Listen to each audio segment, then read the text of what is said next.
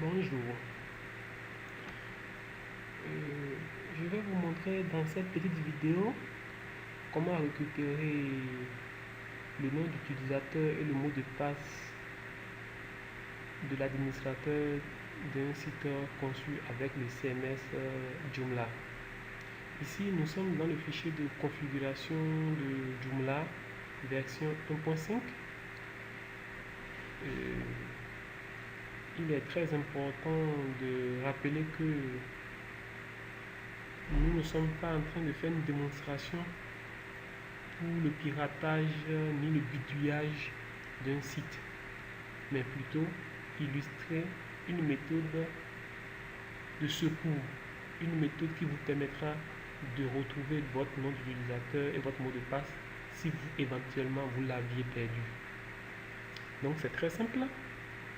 Ici vous avez un fichier de configuration qui renseigne sur toute la configuration de votre site Joomla en version 1.5. Donc voilà le contenu du fichier de configuration. Donc c'est la chose la plus simple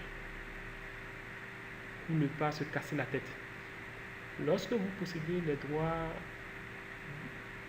de connexion à votre client FTP, donc je vais parler du nom d'utilisateur FTP, l'adresse IP FTP et le mot de passe FTP. Donc généralement l'adresse FTP est sous la forme d'une adresse IP ou ftp.nomdusite.com et le nom d'utilisateur et le mot de passe. Lorsque vous avez ces trois éléments, vous vous connectez à votre client FTP et vous récupérez le fichier de configuration. Généralement, c'est un fichier configuration.php. Donc, lorsque vous l'ouvrez avec bloc-notes, n'importe quel autre logiciel un éditeur de test, comme le Notepad++ que j'utilise actuellement, donc vous allez repérer le mot user ici. Donc vous allez voir la variable qui est user, donc variable $user et la variable $password. Donc ici vous avez le nom d'utilisateur qui est root, évidemment parce que je l'ai configuré en local, et vous avez le mot de passe ici.